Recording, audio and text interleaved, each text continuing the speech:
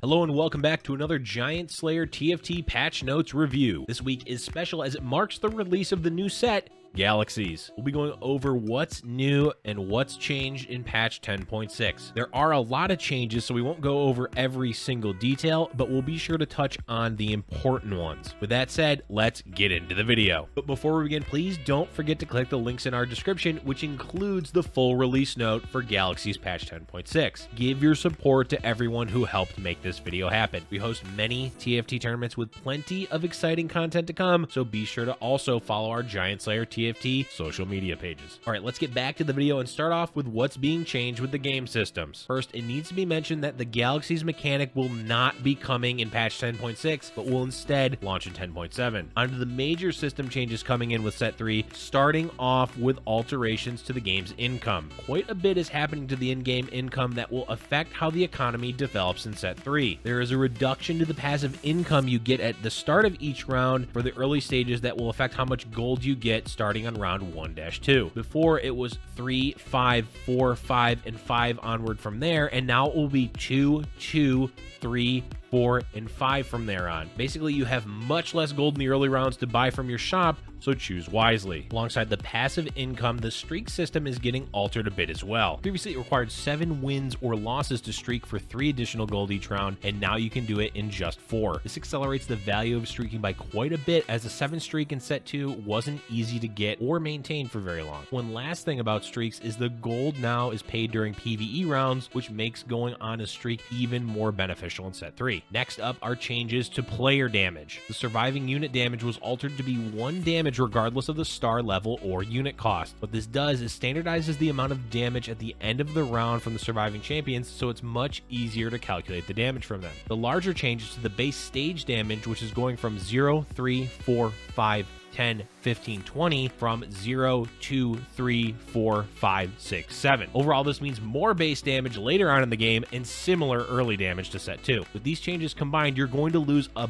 bit less health early in the game, but the damage will ramp up quite significantly as the game goes on longer. Moving on, let's quickly mention changes to mana. This is a quickie, but it's important to note that the mana a champion gains from attacking is now 10 at all star levels. Previously, it was 8, 10, 12, so now 1-star units will gain mana slightly quicker and 3-star units will gain mana slightly slower. It may not seem like much, but it will definitely have an impact on early game fights as well as make 1-star champions feel not quite as bad to run in the mid game. All right, the last system changes to go over are about the carousel. First off, there's no longer 2-cost champs at the beginning carousel. This is another economy focused change, as generally most players would sell their starting champ for gold in set 2. Another noteworthy adjustment is the combination of items on each carousel is much wider and has many possibilities. So, for example, you could run into situations where it's all swords, gloves, and tears, and nothing else on the carousel. In addition to that, Spatula is making a return to the carousel rounds, but much less often than previously. The last game affecting change is full items now appear earlier than the 5th carousel. All of these changes definitely make it harder to play around the carousel and make being flexible quite important, as you're not guaranteed to ever get certain components that you need from the carousel now. Okay, moving on from the system changes, it's time to get into items. We're not going to be going over every single item change, we're just going to mention the ones that are significant. To start off, let's go over new item replacements. Hush is being removed, and in its place we have Chalice of Favor. This item will cause the champion wearing it to give 10 mana to nearby champions every time it casts its spell. It makes sense that Hush was removed, as balancing a silence effect is always hard to do, and this new item adds an interesting element with positioning, as nearby champions need to be within 2 hexes. Iceborne Gauntlet is also going away in set 3 and being replaced by Shroud of Stillness. Shroud will increase the mana of enemies by 40% until they cast their first spell. Much like Chalice's, will add another layer of positioning as it affects the champions in front of it in a line. The last item being replaced is Titanic Hydra. The new item is ZZ Rot Portal, which spawns a void spawn when a champion dies and has health that scales with the unit star level. Portal may be a decent option, but we'll have to see how it plays out first. Time to quickly go over a few important changes coming to other items in Galaxies. Deathblade is having the stacks increased from 1 starting stack to 2, which overall makes this item much more appealing, as you're stacking with a base amount of 60 attack damage, which is quite a lot. With the increase, it will make this item ramp up a bit quicker than previously, making it quite good on attack damage based carries. Quicksilver is going from permanent immunity immunity to CC to only being immune for the first 15 seconds. While 15 seconds is a fair amount of time, it's still likely to lower the priority of this item a bit and maybe make Trap Claw more appealing. A big change is coming to Death Cap in 10.6, with the AP bonus being reduced from 75% to 50%. This nerf makes sense, as it would be a bit ridiculous to have 75% AP on top of any sorcerer buff, so definitely a necessary nerf. Redemption is being altered in how it functions in set 3, as it no longer procs at a certain amount of health. Instead, it will go off when the champion dies, but it will heal the entire team. It's a good change for the item, as it's much more intuitive now and it just heals your whole board. That said, we'll have to wait and see how much of an impact it has now that the champion using it must die for the heal to go off. The last set of items to mention are Red Buff and Morellonomicon. Both items are getting a significant damage buff, going up to 30% of the unit's max health as true damage over 10 seconds. It's also important to note that Grievous Wounds, which reduced healing, is going from 80% to 50% in set 3. Now it's time for balance changes to traits. Starting off, we've got Celestial getting an increase to the healing for the 4 and 6 piece trait, going from 15, 20, 50% to 15, 30, 60%. It's always hard to fit a 6 piece trait that isn't overwhelmingly strong, so we'll have to see if a 10% buff makes the difference, but at the end of the day, 60% healing is quite a bit. More than likely, it matters more for the 4 piece trait than anything. Another 6 piece trait getting a change is Cybernetic. They're having a small reduction to the health and attack damage for the 6 piece trait, which is a 50 decrease in health and a 5 attack damage decrease. It's not a huge nerf, so when you're able to get 6 Cybernetics, they'll still be strong, but it does lower the desire to even go for it, as finding a specific legendary champion for this trait is not the easiest thing to do. Infiltrator is getting a nerf to the bonus attack speed, going from 60, 90% to 50,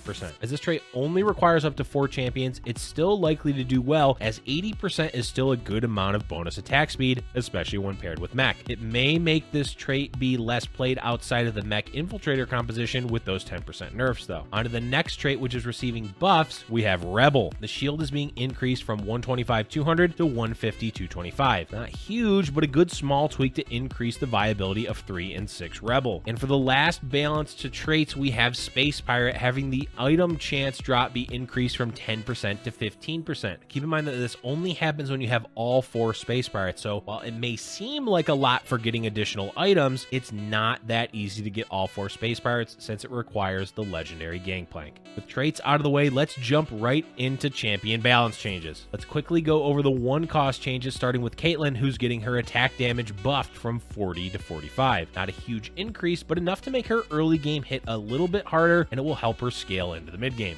Kha'Zix is being nerfed at all-star levels, as his spell damage is being reduced from 200, 275, 450 to 175, 250, 400. This is definitely a big hit overall, even though the numbers aren't really being reduced that much, as it mainly makes his scaling worse. Still, infiltrators have been quite good on PvE, so we'll have to see if this makes a big difference for those builds. Next up is Jarvan, who's getting his total mana reduced from 120 to 100. This is a common theme during the early balance of new sets, as total mana is one of the easiest to move around for champions. Potentially a good change, as 120 is quite a lot, so Jarvan will be able to cast earlier and more often now. Coming in last for 1 cost champions is Ziggs, with an attack speed increase going from 0.6 to 0.7. Attack speed is another commonly balanced stat, and while it's not huge, it's enough that Ziggs will now scale slightly better with attack speed items. On to 2 cost champions, we have Ahri, with a nerf to her level 3 spell damage, going from 400 to 375. Seems like an okay change, since 3-star champions have been doing well so far in Galaxies. Darius is getting his mana tweaked to 70 from 80, so he'll be able to cast his ultimate earlier and more frequently. This may end up helping Space Pirates, though by how much is hard to say. Kai'Sa is the second infiltrator being nerfed, with her missile count going from 6,811 to 469. Maybe a bit harsh, considering infiltrators are getting quite a few nerfs, but we'll have to see how much it matters for her specifically. Next is 2 changes for Lucian, as he's getting an attack damage decrease going from 60 to 55, and a spell damage nerf going from 175, 225, 350 to 150, 200, 325. Most likely he'll still do well enough, as these aren't really that big of nerfs. Neeko is one of the 2 champions receiving changes in her tier 3. Her spell damage is going from 175, 250, 500 to 200, 275, 550. More small tweaks, though her ultimate did feel lackluster beforehand, so maybe we'll have a bit more impact now after this change. Another tier tier 3 champion is Sheikah, with only his 3-star variation getting a spell damage nerf going from 500% to 450. It's not a large nerf, but necessary as the 3-star infiltrator can be a bit too strong. Jhin is the first one of the 4-cost champions being buffed, as his attack damage is going from 80 to 90. He's definitely hard to balance as he can do insane amounts of damage, so we'll see if the 10 damage is the right amount. Another champion being buffed is Aurelia, with her attack speed going up from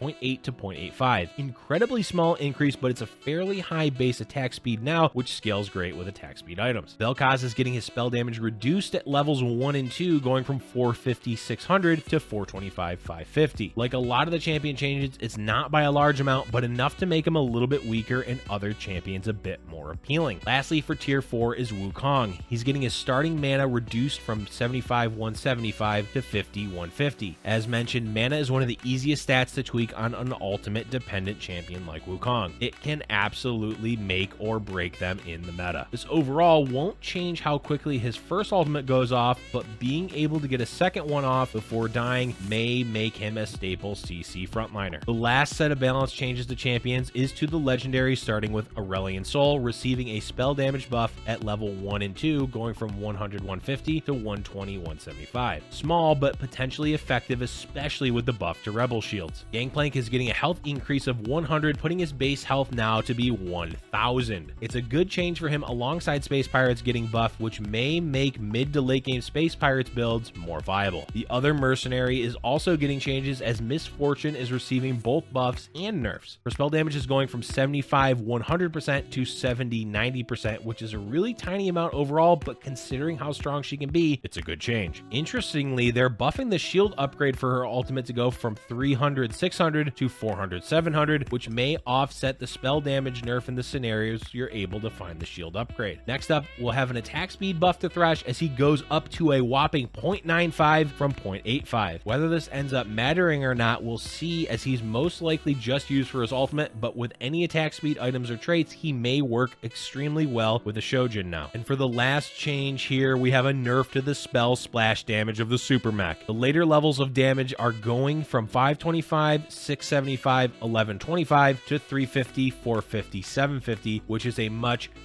healthier balance. Especially with Sorcerer and other ways to scale the damage, it's definitely better to keep the base damage lower so the mech doesn't one-shot entire boards. That is going to be it for today's video, folks. It is a big patch with a ton of changes, so be sure to check out everything as we jump into the new set. Keep in mind that ranked is available, so make sure you prepare as best as you can before diving in. Let us know what you're excited about most in Galaxies in the comments below, and be sure to like and subscribe, and we'll see you on the next Giant Slayer TFT video.